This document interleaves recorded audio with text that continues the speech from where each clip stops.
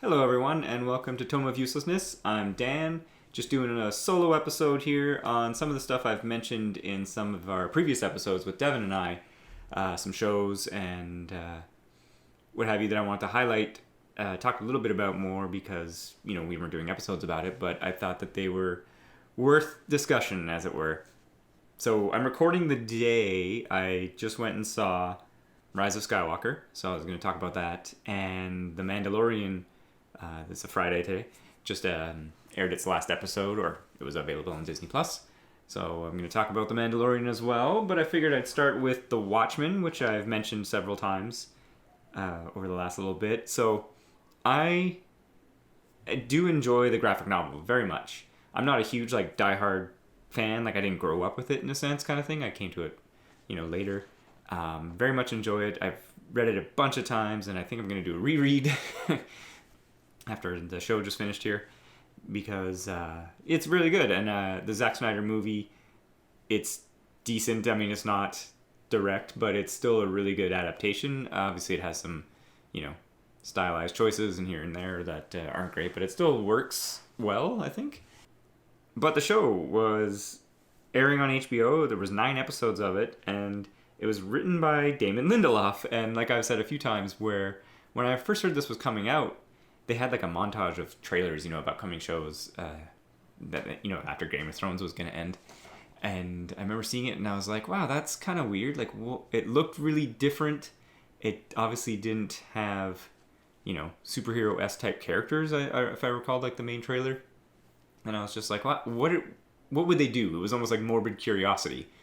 And that's why I kind of started watching the show, because I was just curious. And I think for the first 2 or 3 episodes, I still was never sure if I was enjoying or gonna like the show, as it were, but it really started to get into a groove, and the characters all started to kind of come together, and everything started to kind of not make sense, because of course they're building the mystery, as it were, but it was all starting to kind of you were following the plot and understanding these characters' motivations and everything. But the whole time, like I said, with David Lindelof's name on there, I was like, when is this gonna turn terrible? But it never did, in my opinion anyway. The ending, so they wrote it apparently as just hey, we're just doing 1 season of a thing. And so, which is something Devin and I have always talked about a lot of and kind of encouraged, that it's just tell your story and that's it, right? Which I think is something American Horror Story kind of does. I think that's their model, where they tell their story and then, the next season's a different story, but it's the same style of the show or what have you. Maybe there's some recurring characters. I, full disclosure, haven't seen American Horror Story yet, but I've heard really good stuff, and that's what I kind of understand. So it was really neat. They took the story to a different place. It takes place mostly in Tulsa, and it's about race relations and people of color versus these racists from the past and stuff like that. And like I said, it took it in a different direction, but still had enough, tie-ins, and some of the things I guess could be almost considered fan servicey, but I didn't really see them that way, where it was they got the Archie tech for airships, and it's oh cool, they just they have airships in the world, right? It's not a weird thing. So like I said, a lot of cool stuff there, and it was just a straight sequel to the comics. Well, straight sequel, sorry. It was a sequel in that it took place 30 years later, right? But it was just, so they had Silk Spectre, Blake, she's back, and she's in there as an FBI agent, and then they have the cops in Tulsa. They all wear masks, which was a kind of a neat element, and so only the chief knows who the cops are and stuff like that, and they're all just being excessively cruel and just doing whatever the heck they want because no one knows who they are and stuff like that. So it was really good. Like I said, it's only 9 episodes. I really liked the characters, and you gotta at least eventually. So they had Jeremy Irons as Adrian Veidt, which was really good, and he's just chewing the scenery, as it were, and having a good time with it. And obviously, they got to do something with Doc Manhattan, because that's the big thing of Watchmen, of course, was, hey, you accidentally created a Superman, or a god to some people, and what do you do? So it was kind of neat that there was another kind of idea the main thrust is these people wanted to try to take Manhattan's power, was the kind of like the main plot. Sorry, I just realized, should have warned that there would be spoilers. But yeah, so they want to try to take Manhattan's power. People got different plots and etc., but it all weaved really well together, I found, and ended satisfactorily. Like, it didn't kind of fall on its face. It just landed solid story style. It was just continued on the whole way. So I highly recommend it. Thought it was really well made, well done. The music was really good. Yeah, the characters, the story, all of it really was well executed, and it really surprised me because, like I said, I was expecting it to just not make sense, be terrible. Like, how can you even revisit the Watchmen universe? But they nailed it. I think HBO and David Lindelof, they did a really good job with that one. And Regina King was the main Sister Knight, was her name. She was the main protagonist for the most part. And yeah, just like some of the characters that they introduced and go around to, like Looking Glass and Doc Manhattan and stuff like that. So really good. Highly recommend checking that one out. The next show, so this was a co-production between HBO and BBC, and that was Dark Materials, or his Dark Materials, which aired out here for HBO. It was 8 episodes, and of course, so this was based on the trilogy of books by Philip Pullman, The Golden Compass, Subtle Knife, and The Amber Spyglass. First season of the show was basically book 1, the Golden Compass. So the show was done by a guy named Jack Thorne.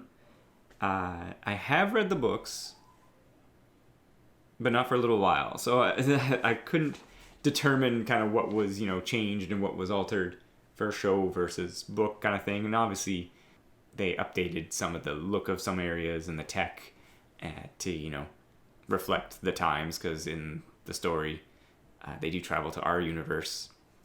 So, they got to make it 2019 and not, I think he wrote the books in late 90s, early 2000. So, just stuff like that kind of thing. I wholly enjoyed it. It was very good. The girl, I think her name's Daphne Keane. She was X-23 in Logan. I think she does a really great job because she's the main protagonist for the season 1 especially. So she's on screen the most and has the most dialogue and everything, and she really does a good job, I felt, with Lyra. Being skinny, being a kid, being emotional when she has to be, being scared when she's got to be.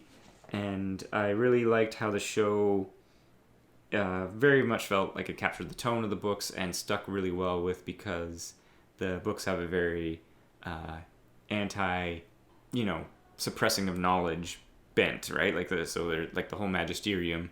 It's a whole thing about how they want to make sure people don't learn certain things, and certain ideas are heretical and all this stuff like that, like a church organization, etc. So the books, or the show, didn't really shy away from all that, and was really kind of executed well, and all of the kind of the look for everything, I really liked it. All the bears looked great, and all the characters, of course, have their demons, and yeah, just really well executed. And like we've talked about before, things, as long as there's the money and the time behind it, should look good, right? There's no reason why it shouldn't. So everything looked really good in the show. I really enjoyed it.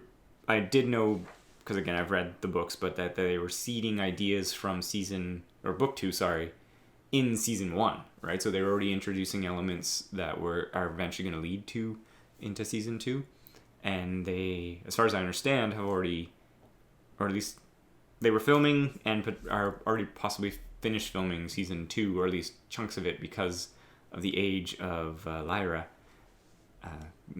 She's probably approaching puberty and stuff like that, and her character's a younger girl. So, so they've already started to film it. There's going to be a second season, which I'm glad about it, because like I said, I really enjoyed the first season. Really wanted to watch it again. This was when they had their big montage of trailers, and I was like, oh my gosh, there's a new Dark Materials show. It had James McAvoy and just a bunch of actors that you would recognize from certain things. I don't have all their names on hand, sorry. But yeah, well worth the watch. Really enjoyed it. Not too long, 8 episodes again, but so they tried to make the movie The Golden Compass, and it didn't do as well as they hoped, because they never continued. But again, something like this, adapting the book to an 8-episode situation versus just a 2-hour movie, you're going to be able to hit all more of the story, and things breathe, and things there's tension and developments, and not just like, why are they here now? So, very good. Worth checking out. Again, HBO, BBC did that one, which, the BBC, Amazon Good Omens that Devin and I reviewed earlier in the year was really excellent as well. Yeah, highly recommend that. So on to the Disney Plus launch show, basically, the one that tried to entice Star Wars fans in, I guess, obviously. the Mandalorian was also 8 episodes, and that was created by Jon Favreau. It was written, so, he's got a writing credit, Jon Favreau, of course, Dave Filoni, Rick Fuyumiya, and Christopher Yost. The directors were different for almost every episode. The final one that just aired, Taika Waititi was the director on, and Bryce Dallas Howard did one, Dave Filoni directed one, Jon Favreau directed one, maybe 2. So, which I thought was kind of interesting.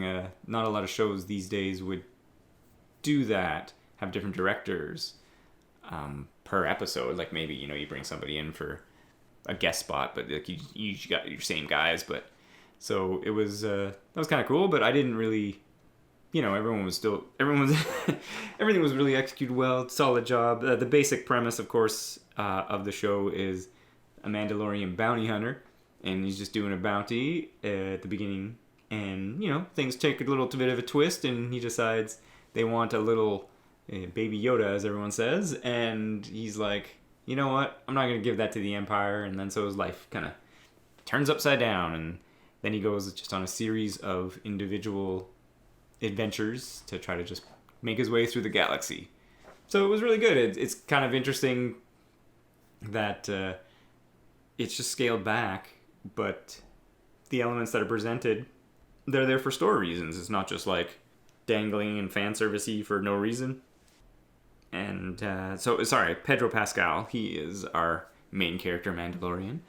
I really enjoyed it. It was really good. It kind of took me a couple I think maybe 3 episodes or so just to kind of get into the groove of it, because I was expecting a serialized, oh man, he's got this big epic adventure thing that he's going to go on. I think, I was saying with Devin, it was kind of like a Doctor Who kind of story where it's they're going on their individual adventures, but there's that overarching plot that eventually catches up with them, which is the final 2 episodes, right?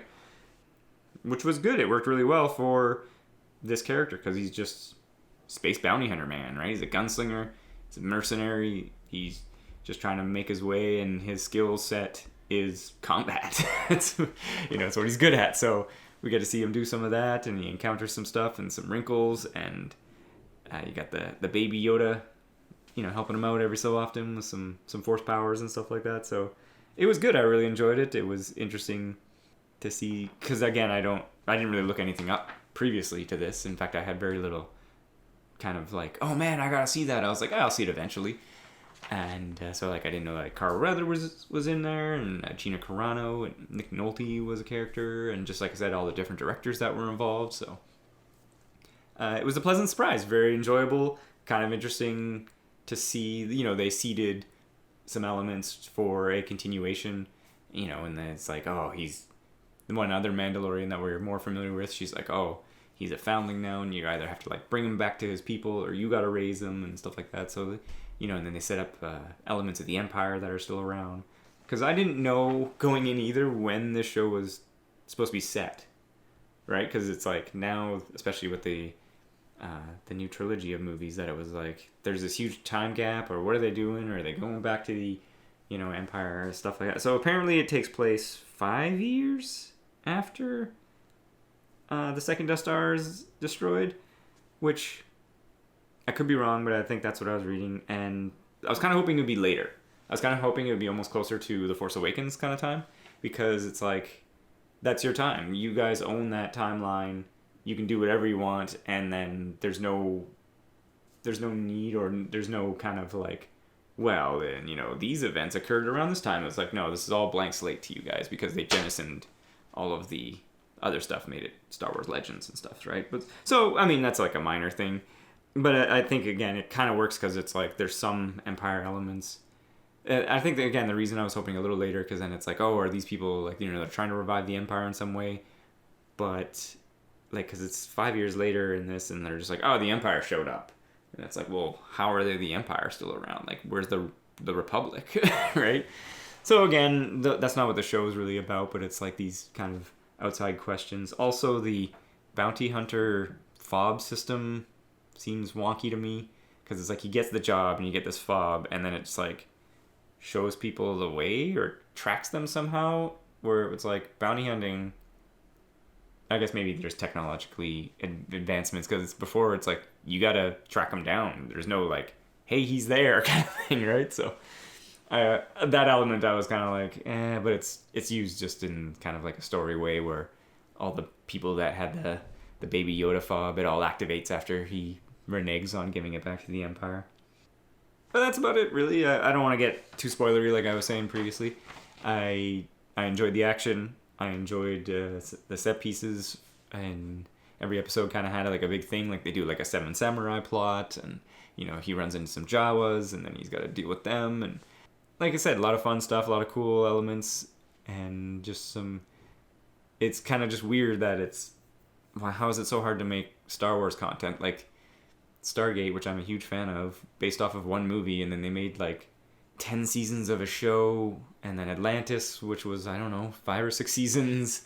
So it's like, you know, and they were using myths and stuff like that, which Star Wars is based off of myths anyway. So I don't know, it's like why it's not so hard. Like people, notably, even though I love them, like the Red Letter Media guys are always, Rich Evans especially, he's like, oh, Star Wars is creatively bankrupt. And I'm like, no, it's not creatively bankrupt. It's just they keep revisiting the same thing every time. It's like they keep giving people the same stuff, and then they're like, well, why didn't people like the same stuff? Or, oh, people only like the same stuff. It's like, you got a whole universe. I mean, it doesn't mean everything has to have the same things.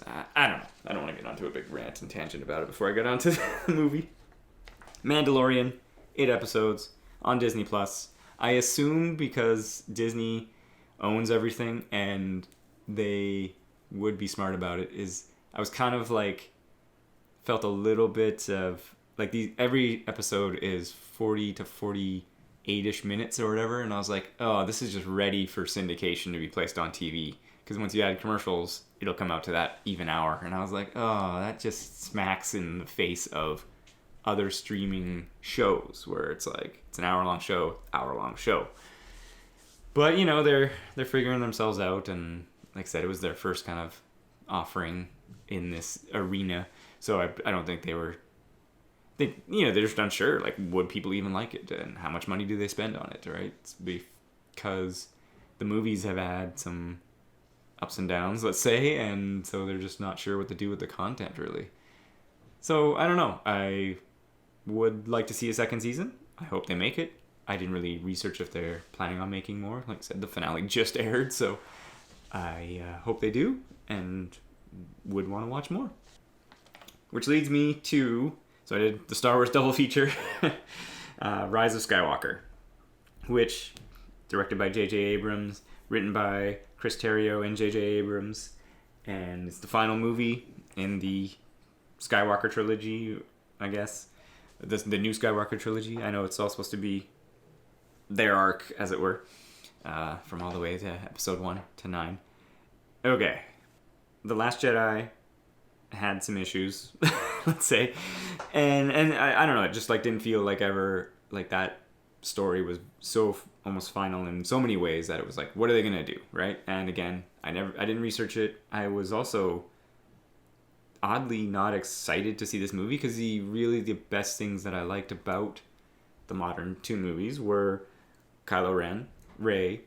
I like the characters, but the stories that they've written around them weren't as fun, right? Or just like they weren't very good. So I was like, okay, whatever. What are they gonna do? I feel, before I get into any more spoilers about stuff, I feel the movie was decent, rushed, because they were just trying to do so many things, I think, to try to either course correct and answer things and try to like make sure everything called back or made sense at the end of the day.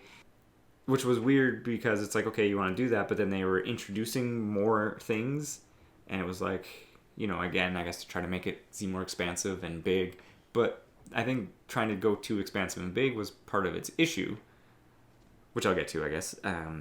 But I did enjoy it. I didn't hate it. I didn't hate my time. Didn't hate myself for seeing it. On further reflection, I don't feel like I was like, that was the worst thing I've seen.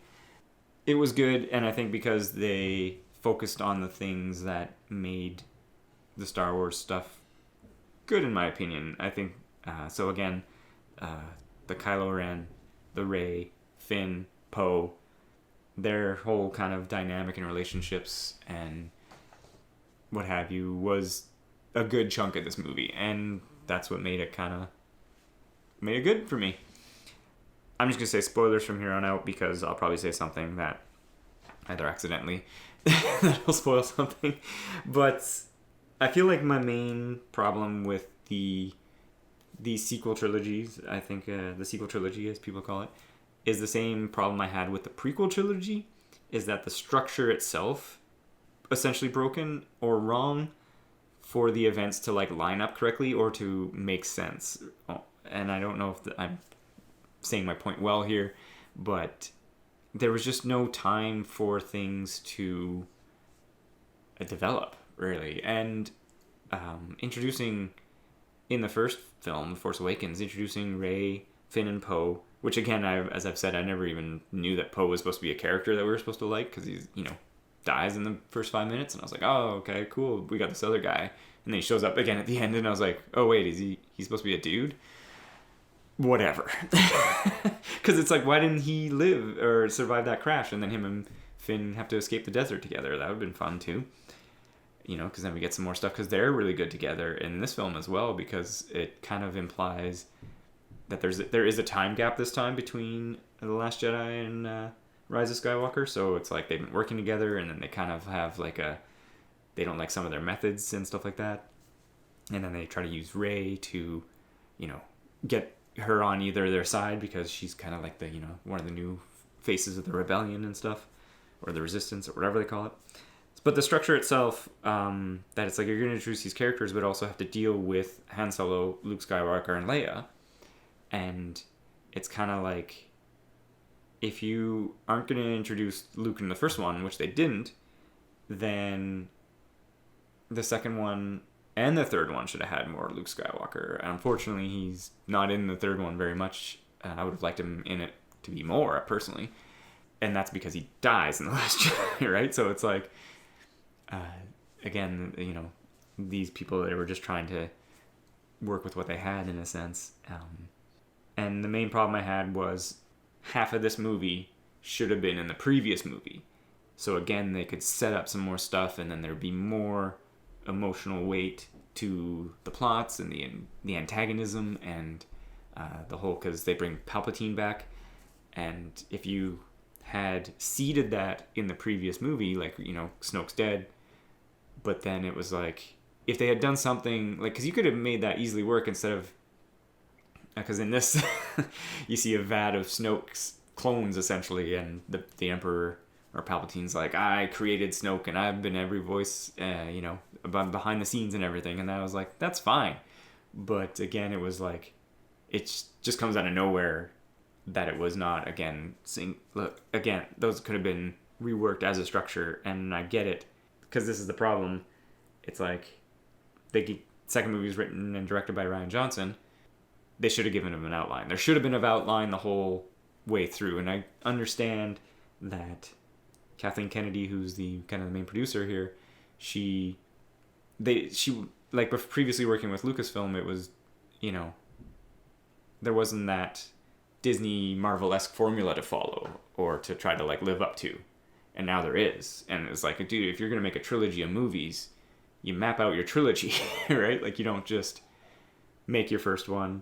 Which, there's conflicting rumors again where there was an outline, there wasn't, and, but either way, then, it's like, if your second movie is going to be written and directed by a different guy, but you got to tell them, because, they do that for the Avengers, you can definitely see it in an Age of Ultron, where you're like, you got to include these elements, but you can write what you want, and, famously Edgar Wright left Ant-Man because they were like, you got to include these elements. He's like, I'm not doing that. Like, he wanted to make a different movie, right? So if they make more, if you're gonna make another trilogy, just map it out. Just map it out a little better.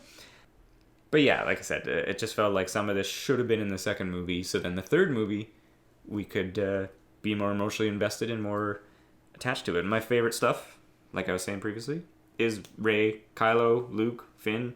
Poe I found insufferable in The Last Jedi. And in the first movie, like I said, he was barely in it. But I really liked him in this movie because, again, he was paired up with Finn and Rey. And like I said, he had a very kind of, he would suggest something and they'd be like, dude, what are you talking about? Or he would, like I said, I really liked him. Although I found his outfit very distracting. He was dressed up like Nathan Drake from Uncharted. It's like all I could think of every time I saw him on screen. I was like, why is he dressed like Nathan Drake from Uncharted? But I really liked his character this time, and I really liked Rey and Kylo again. So that kind of Force connection that they had previously in The Last Jedi, that carries over into this movie, which I was like, okay, that's cool. And so when things are starting to develop, they then start having some more conversations again, and it's the best stuff in the movie, in my opinion. Like, they're either talking or fighting and trying to just figure it all out. So like I said previously, they're bringing Palpatine back, which, as a fan of previous, expanded universe stuff, that's not a new concept. Like, there's old comics, old books where Palpatine was coming back through clones and stuff like that, and even it's heavily implied in some other trilogies of books or other books that Force users transfer their consciousness into a new body in order to inhabit it and continue to live on and stuff like that. So it's all not new to a longer like a Star Wars fan who's knows that kind of stuff. So, but as a say, just you only watch the movies, that's way out of left field, right? Which because it's implied heavily through the original trilogy that cloning is illegal. All right, after the Clone Wars, they're like, you can't do that anymore.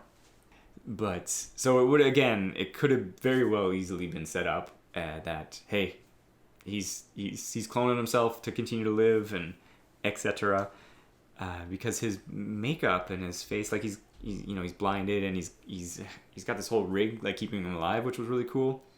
But his face looked really weird, and I like though his hands are all kind of like rotted away to like just skeletal kind of thing, so he's like barely being alive, which I thought was odd because it's like you could just clone another body or create Snoke again and then transfer into that. But his plot is that he's trying to get Rey so she can strike him down, and then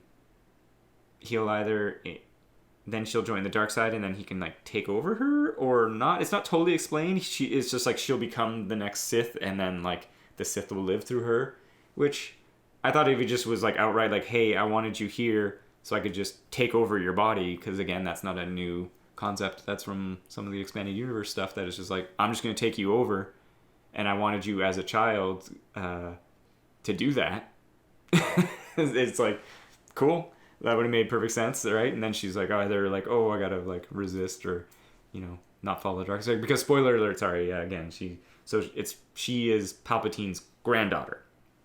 We find out in the movie.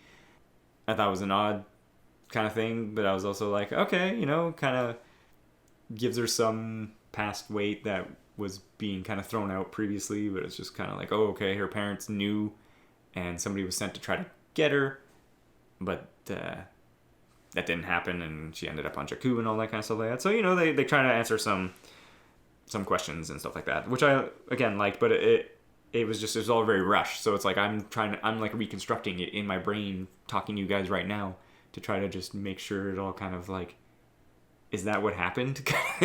Like, does it make sense what I'm saying here? Because I don't want to, like, I feels like I'm constructing the story just because, again, the rush nature and some of these ideas didn't get time to breathe. I was surprised. So there's a good encounter between Kylo Ren and Rey. They fight on the ruins of some of the wreckage of the Death Star. It's very epic and very nice looking and everything. And they have a fight, and she, she basically is fully aware now that she's Palpatine's granddaughter, and the dark side runs through her, and at this point she's done some lightning and stuff like that, and they have a pretty good fight, and he loses, and Rey realizes like that Leia sacrificed herself to like help in the fight, and so she heals Kylo Ren and leaves, and Kylo Ren is like stuck with this crises, and because the whole time he's still being conflicted about after killing Harrison Ford, or his dad, and his mom is dead now and everything like that, and he's standing there on this parapet basically, and I fully like he's like, oh, what am I supposed to do, kind of a little internal dialogue or some dialogue, and I fully expected it to be Luke, but he turned around and it's Harrison Ford, which that really surprised me. I was like, wow. And it was a great moment between him and Harrison Ford, and he's just talking about like, oh, you're just a memory. And again, he's still wrestling with his dark side nature during the scene and everything, and it was just a really great scene. I really liked it, and like I said, it kind of came out of nowhere for me. I was, speaking of Leia a little bit, I was surprised how much she was in the movie. I know they obviously did some CG, and I assume a stunt woman or something like that to play her part, because there was a couple scenes where it just looked, because obviously she's unfortunately been dead, so I was surprised that she was in it as much as she was, and they didn't write her out sooner. Yeah, one of the things I didn't like in this, and it's kind of also in The Last Jedi, is that there's like this super time crunch ticking clock element for almost no reason. Like, in The Last Jedi, of course, they're like, oh, we're getting chased and we're going to run out of fuel and then I'll die within 20 hours or whatever. And so that's the time of the plot. And in this one, it's the same thing where they get word from a spy that they're like, oh, there's like a new fleet and it's going to be launched in, I think I want to say it's something like 18 hours or something like that. It's really short. And then they have to solve this whole mystery plot and get there and stop it in 18 hours. And I'm like, man, that's not even enough time to like hyperspace across 2 planets, right? Like, space is big. But so that, I don't know, it just seems like it's almost an unnecessary time crunch, that it's like, it's all happening right now. If we don't stop it, we're all going to lose. Which I didn't like that. And then just like the scale of it as well, because at the end, there's this giant fleet of Star Destroyers that the Emperor's been secretly building, and it's just like, it's unnecessarily large. It's like, he could have been in there and it's like, oh, he built these, like the Planet Killer ones, like he built 5 of them, and it's like, oh man, he built 5 of these giant ones, like we gotta deal with this. It's like, why is there 10,000 ships? Right? Like, so because then at the end in the final battle, it's like they gotta blow up like a bajillion ships for it to have any kind of effect, and it's just kind of like a CGI mess. So here's at the ultimate end. Like I said, Rise of Skywalker, to me, when I was going in, I fully expected Ben Solo to turn back to the light side, or to turn away from the dark side at least, because he's a Skywalker, and that occurs and happens, and there's a great scene I felt with him and the Knights of Ren, and they're trying to stop him from getting to the Emperor, and he kind of, he's surrounded by them, and he gets like him and Rey with the connection. He basically, she transports like a lightsaber to him, and he pulls it out from his back and turns it on, and then kind of has this like combat, or not combat, but he has like this shrug where he's like, I got a lightsaber now, guys. You sure you want to do this still? Which I really like that. And then, his fight goes down and he dispatches them all. It's still like, it was, it's not easy for him, but it's like, it was really good. I just really like that kind of, he was just like that's his character. It almost seems like all the time, where it's like when he gets into fights, he's very just brutal and hitting on everything, and which like I said, Adam Driver and Kylo Ren has been one of my favorite parts of this entire trilogy. And so I really thought, because they get there and, they eventually kill the Emperor and stuff like that, and there's sacrifice and etc. And so I was really expecting Rey basically ends up dead, and then Kylo Ren uses the Force to because the healing has been described as transferring the Force from yourself to another person to heal them. And so she's dead. So he transfers the Force from himself to heal her. She wakes up, and then he dies. And I was really expecting it almost to go like where he's healing her and she kind of wakes up and then she's like, oh no, like, let me go. I need to be gone. You know, so because it's like she's Palpatine's granddaughter. And she's like, no, so it'll be over. There's no Sith blood almost in the galaxy anymore or something along those lines. I was really expecting her to sacrifice herself essentially, which she does, but like to be finalized in the sacrifice. But instead, Ben sacrifices himself to heal her and bring her back, which like is fine. It was great. It made perfect sense, and you know, as the story went. But I was almost expecting it that other way, so that Kylo Ren would have to kind of like face the galaxy he created and try to like fix it, rise up and continue on, in a sense. So, like I said, I was just kind of expecting that. And then so at the end, when Rey, she goes back to Tatooine and she buries the lightsaber, Luke's lightsaber, Leia's lightsaber, and you know, she kind of looks in the silhouettes and you see Luke and Leia. I was again expecting Kylo or Ben Solo to be there in Force Ghost silhouette, because he disappears a la Obi-Wan and stuff like that, and like Yoda.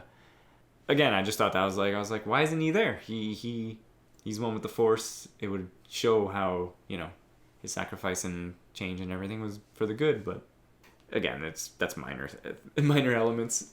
And I did like that because there's a scene where Rey, she's trying to summon the will to come out of the Emperor's control and defeat him, and you get this scene where she's hearing the voices of the past Jedi. And so it was cool because they got like you hear Obi-Wan Kenobi and Qui-Gon Jinn and Yoda and Ahsoka Tano and Mace Windu and stuff like that. So I thought that was a cool element as well, to just to be like, you know, the spirits of the Jedi are through her and all that kind of stuff like that. Just as a kind of a final thought, I don't know, because a lot of actors, it seems like, you know, they had a rough time with the Star Wars trilogy, and I don't know if Daisy Ridley has, but I would like to see a Rey Solo movie now that the galaxy is in a, you know, semi-state of war is over. But, you know, there's still all sorts of stuff that happens out there, and the help of a Jedi is always wanted. It's like, it's all those adventures that they wrote for Luke in the books, like I was saying, and we never got to see in screen or in animation or anything like that kind of thing. So it's like, I would like to see her continue on, again, just because she was one of my favorite parts of the trilogy. And just, I know, you know, a lot of people, her character was do all and everything, which she kind of was, but it was also, she's charismatic and enjoyable to watch doing those things. And it would be neat, because there was that time gap to show her training, so she was really more powerful in this one, and so was Kylo Ren, which was great. Their power levels are pretty matched, so it would be neat for her to kind of, to see her continue on and either grow more powerful or realize, you know, hey, like Yoda says, wars not make one great, you know, it's all your other stuff, right? So, but I don't know if that's going to happen. I have no idea what their future plans are with the Star Wars license. Like, you know, their Marvel stuff they've announced.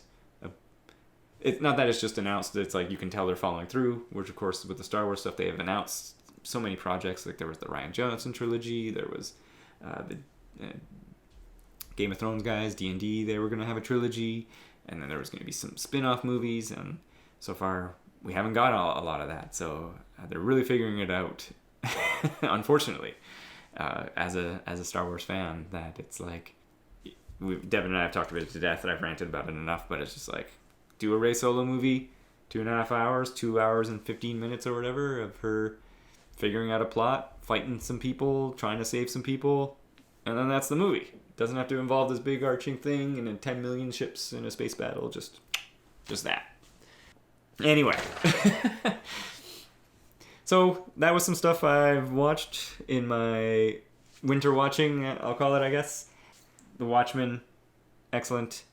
His Dark Materials, very good as well, excellent stuff. Mandalorian had some ups and downs, but overall very quality and enjoyable. Rise of Skywalker, I think Devin and I will end up talking about it, a bit about it in our next episode, but I wanted to get some more thoughts down than we may have time for, then let you guys kind of know what I felt about it. Like I said, at the end of the day, I did enjoy the movie. Feel like I said, the trilogy could have been better, but it was cool to see some new Star Wars on screen. I know, not the most ringing endorsement. But yeah, so you can find, like I said, episodes of Devin and I doing reviews and talking about TV shows and movies and other topics at tomeofuselessness.com, where we have links to our Instagram, Twitter, iTunes, of course. You can find it, or on Spotify, all sorts of podcast platforms, wherever you want to check us out. You can contact us, of course, at tomeofuselessness@gmail.com, or again, links off our website. Thanks for listening.